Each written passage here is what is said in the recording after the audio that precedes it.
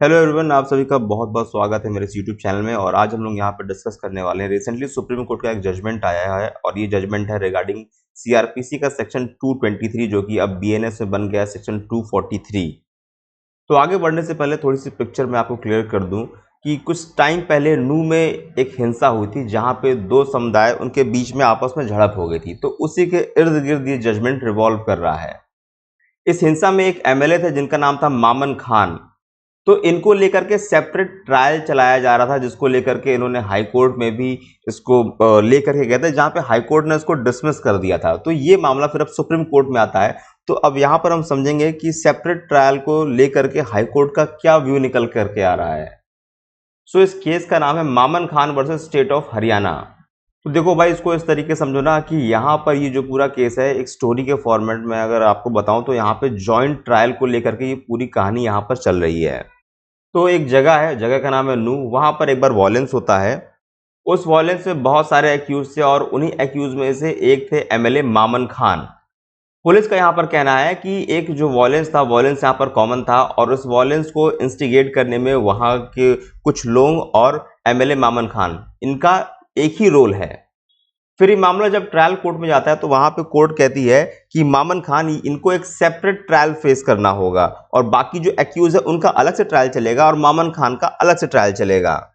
तो खान साहब जो है इस बात से थोड़ा सा वो डिसएग्री कर जाते हैं। तो इनका कहना है कि मेरा ट्रायल अलग से क्यों चलना चाहिए।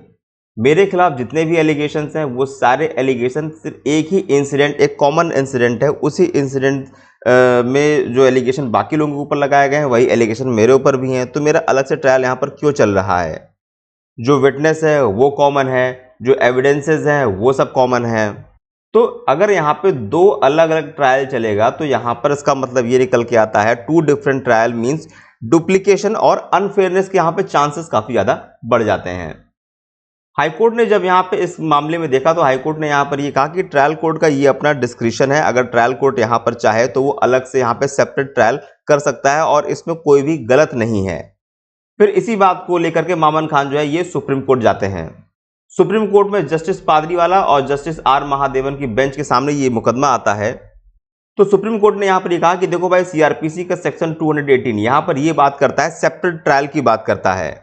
लेकिन अगर जो भी ऑफेंस है वो किसी एक ही ट्रांजैक्शन से निकल के आ रहा है तो ऐसे केसेस में जॉइंट ट्रायल जो है ये हम कर सकते हैं, जो कि सेक्शन 223 ऑफ सीआरपीसी में इसके बारे में कहा गया है कि जो भी इंसिडेंट है वो सारे इंसिडेंट एक ही जॉइंट ट्रांजैक्शन है, एक ही जगह जहां पे वॉयलेंस हो रहा है, जो इंसिडेंट हो रहा है सब कुछ एविडेंस कॉमन है और विटनेसेस कॉमन है। तो अलग से ट्रायल चलाने की वहां पे जरूरत नहीं, वहां पे हम जॉइंट ट्रायल चला सकते हैं, जिसके बारे में सेक्शन 223 सीआरपीसी कहता है और जो सेपरेट ट्रायल है उसके लिए सेक्शन 218 सीआरपीसी कहता है।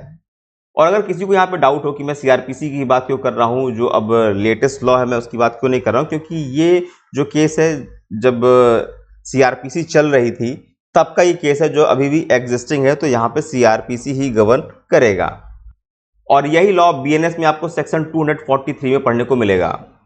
अब यहाँ पे जो एक रियल क्वेश्चन अराइज होता है वो ये कि अगर हम यहाँ पे जॉइंट ट्रायल करते हैं तो क्या ये एक्यूज के साथ अनफेयर तो नहीं होगा। पहला क्वेश्चन यहाँ पर ये है। और दूसरा यहाँ पर क्वेश्चन ये उठता है कि अगर हम सेपरेट ट्रायल यहाँ पर करते हैं तो क्या सेपरेट ट्रायल से कहीं ऐसा तो नहीं हो जाएगा कि यहाँ पे टाइम वेस्ट होगा और बहुत ज्यादा कंफ्यूजन न क्रिएट हो जाए। ये दो क्वेश्चन यहाँ पे अराइज हो रहे हैं। तो कोर्ट ने यहाँ पे ऑब्जर्व किया कि भाई ये देखा कि जो भी वॉयलेंस हुआ है, वॉयलेंस यहाँ पर ये एक कॉमन इंसिडेंट है, पहली चीज यहाँ पर ये है। और जो भी एविडेंस निकल के आ रहे हैं एमएलए मामन खान के खिलाफ, वो सारे एविडेंस जो है वो बहुत ही आइडेंटिकल हैं। बाकी जो को एक्यूज्ड हैं उनके खिलाफ जो भी यहाँ पे एविडेंसेस हैं और जो मामन खान के खिलाफ जो भी एविडेंसेस है वो बहुत ही आइडेंटिकल हैं ये। तो सपोज दैट मान लीजिए कि हम यहाँ पे सेपरेट ट्रायल अगर करते हैं, अगर सेपरेट ट्रायल होता है यहाँ पे तो सेम विटनेस को यहाँ पर जो है बार बार बुलाना पड़ेगा कोर्ट में। जब सेम विटनेस यहाँ पे बार बार आएंगे तो यहाँ पे दो अलग अलग जजमेंट होंगे और वो जजमेंट यहाँ पे कॉन्ट्राडिक्टरी भी हो सकते हैं और यहाँ पे कोर्ट का टाइम भी खराब हो रहा है। और अगर एमएलए मामन खान को अगर हम यहाँ पे बाकी जो को एक्यूज है उन्हीं के साथ में उनका ट्रायल चलाएं तो यहाँ पर उससे कोई भी यहाँ पे दिक्कत नहीं होगी, किसी भी प्रकार का प्रिजुडाइस यहाँ पर नहीं होने वाला है। तो सुप्रीम कोर्ट यहाँ पे हाई कोर्ट और ट्रायल कोर्ट को यहाँ पर कहती है कि यहाँ पर आपने गलती कर दी है। गलती ये कर दी है कि इनका यहाँ पे अलग से ट्रायल नहीं चलेगा, ये यहाँ पर एक ही सिंगल ट्रायल चलेगा यहाँ पे। और सिंगल ट्रायल क्या मतलब, ये कहा जाएगा इनका यहाँ पे जॉइंट ट्रायल चलेगा, अलग से इनका ट्रायल यहाँ पर नहीं होगा। अगर इनको हम अलग कर देंगे विदाउट एनी रीजन तो ये बहुत ही अनफेयर होगा, and this is against the article 21 of the constitution of India. Article 21 यहाँ पर बात करता है ना राइट टू फेयर ट्रायल, तो ये उसके खिलाफ कहीं ना कहीं चला जाएगा।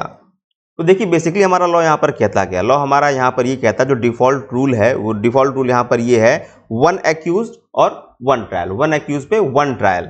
लेकिन ऐसी परिस्थिति अगर यहाँ पे उत्पन्न हो जाती है कि कई सारे लोग हैं यहाँ पे, देयर आर सेवरल पीपल, और वो सब एक ही इंसिडेंट को लेकर के यहाँ पे सबके ऊपर आरोप है, तो ये ज़्यादा बेहतर है कि हम यहाँ पर एक ही जॉइंट ट्रायल यहाँ पर चलाएं।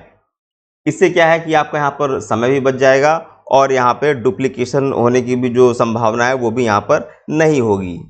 लेकिन अगर यहाँ पर देखा जाए कि जॉइंट ट्रायल चलाने से यहाँ पे जो फेयरनेस है, अगर फेयरनेस पे किसी भी प्रकार का यहाँ पर चोट पहुँच रहा है, if fairness is hurt by any means, तब यहाँ पे सेपरेट ट्रायल अलाउ किया जाएगा। अगर जॉइंट ट्रायल चलाने से यहाँ पे फेयरनेस नहीं हो पा रही है तब यहाँ पे सेपरेट ट्रायल जो है वो चलाया जा सकता है।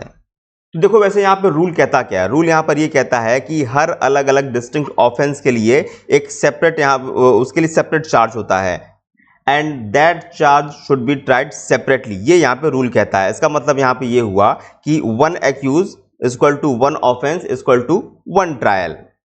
और एक चीज और यहाँ पे सेक्शन 218 का यहाँ पे क्लॉज 2 यहाँ पर ये कहता है, ये एक्सेप्शन की बात करता है। एक्सेप्शन यहाँ पर ये है कि अगर जो व्यक्ति एक्यूज है, अगर वो राइटिंग में यहाँ पर इस बात को रिक्वेस्ट करता है जज से, और यहाँ पे जज साहब इस बात से एग्री भी करते हैं, या जज साहब को यहाँ पर ऐसा लगता है कि there will be no prejudice, अगर हम 2 अलग अलग चार्जेस को एक साथ यहाँ पे हम इसको ट्रायल में करते हैं, इससे कोई यहाँ पे प्रेजुडाइज नहीं होने वाला है।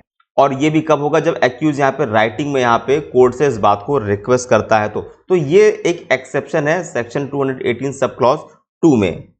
तो आई होप आपको यहाँ पे ये पूरी पिक्चर क्लियर हो गई होगी जॉइंट ट्रायल को लेके सेक्शन 218 में, कि जो भी इंसिडेंट हो रहा है एक कॉमन ट्रांजैक्शन से वो इंसिडेंट निकल के आ रहा है, और कई सारे लोग जो है यहाँ पर एक्यूज हैं और उनका जो कनेक्शन है वो एक ही ऑफेंस से है, वो एक ही ऑफेंस से सबका यहाँ पे रिलेशन निकल के आ रहा है, तो यहाँ पे जॉइंट ट्रायल यहाँ पर हो सकता है। अब एग्जाम्पल के लिए ए, बी और सी ये तीनों मिलकर यहाँ पे बैंक रॉबरी करते हैं, तो यहाँ पे तीनों का जो है ट्रायल वो एक साथ चलेगा। दूसरा अगर यहाँ पे एग्जाम्पल हम समझें कि दंगा होता है, दंगा में ए जो है, ए ने यहाँ पर जो है वेपन सप्लाई किया, बी ने यहाँ पर मर्डर किया, सी ने यहाँ पे जो दुकान है उनको लूट ली, तो ऐसे केस में इन तीनों का जो है ट्रायल यहाँ पे ये जॉइंट ट्रायल यहाँ पे चलेगा, बिकॉज जिनका जो एक्ट है this is arising from the same right. So this was the whole story about this judgment. I hope आपको ये वीडियो अच्छा लगा हो और हेल्पफुल हो, और अगर आपको ये कंटेंट अच्छा लगा हो तो please do like subscribe the channel, and आपके क्या व्यूज़ हैं नीचे कमेंट करके जरूर बताइएगा। मिलते हैं हम लोग अपने अगले वीडियो में। बहुत बहुत धन्यवाद।